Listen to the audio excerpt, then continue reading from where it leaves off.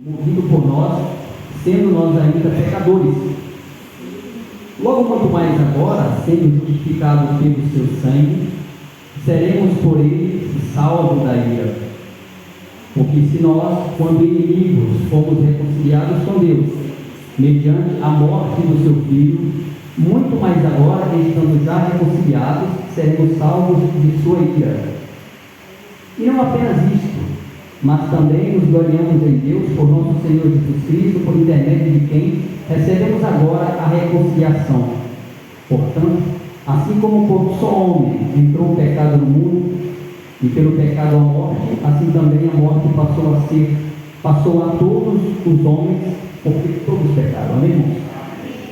Eu creio que seja um texto bem conhecido dos irmãos.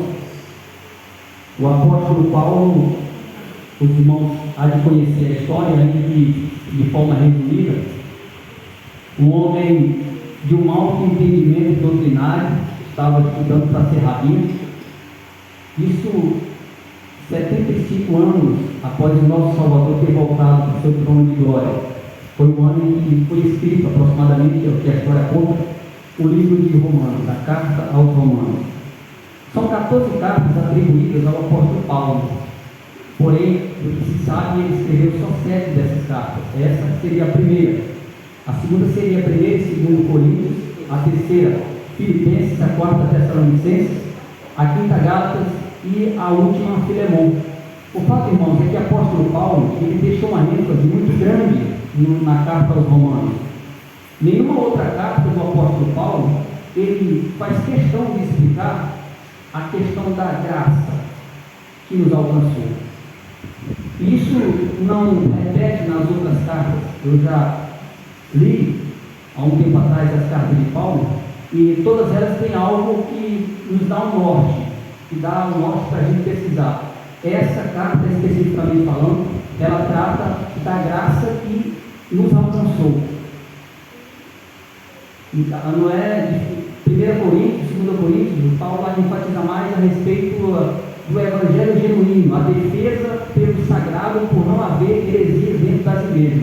Mas aqui em Romanos, Paulo está falando do nosso merecimento em relação à salvação, né?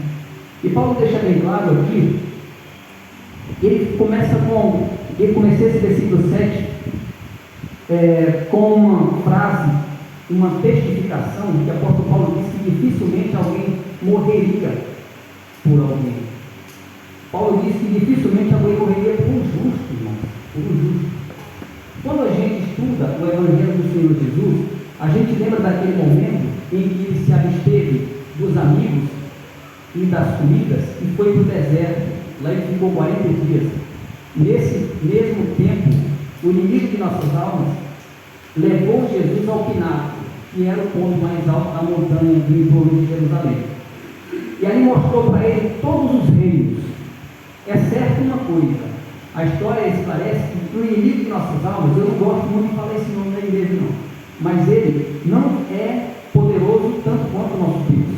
Ele não tem acesso ao amanhã, ao depois de amanhã, ao daqui 100 anos, da forma como o nosso Deus é onisciente. Mas o que se presume dessa passagem rápida aqui do deserto é que Jesus, ao olhar para baixo, sendo Jesus da Santíssima Trindade, o Verbo que se fez carne, eu ouso dizer para os irmãos que Jesus ele avistou todos os reinos não da forma que o inimigo mostrou para ele, porque o inimigo não tem a visão que Deus tem. O inimigo mostrou o planeta Terra não tanto habitado como nos dias de hoje, mas Jesus viu cada um de nós naquele momento. A palavra diz que Jesus morreu pelos pecadores. Em alguns momentos do ministério de Jesus, ele faz questão de dizer que morreu por todos.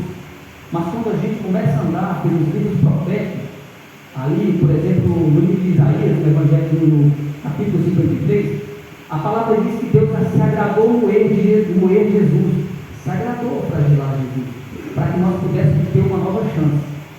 Mas aí mais na frente diz assim: mas a ele darei muitos como herança, o que nos deixa entender que nem todos vão alcançar a misericórdia.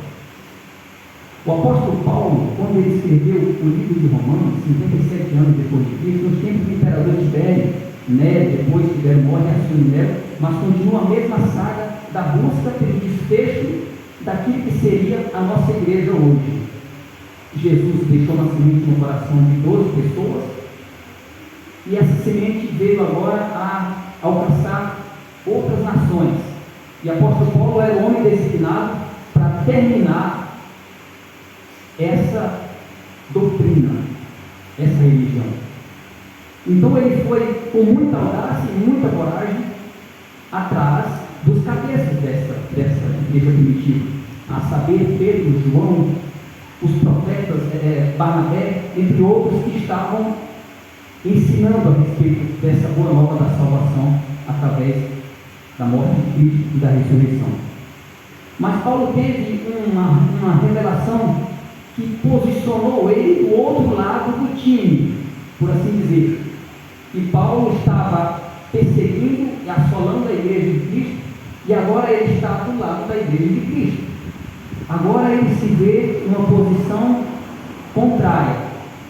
Mas como ele mesmo fala nas suas cartas, ele estava algemado por querer. Irmãos, Deus, ele não obriga nenhum de nós a estar aqui. Amém? Ele não obriga nenhum de nós a estar aqui. Talvez muitos de nós aqui tenham outras opções. Talvez ficar em casa.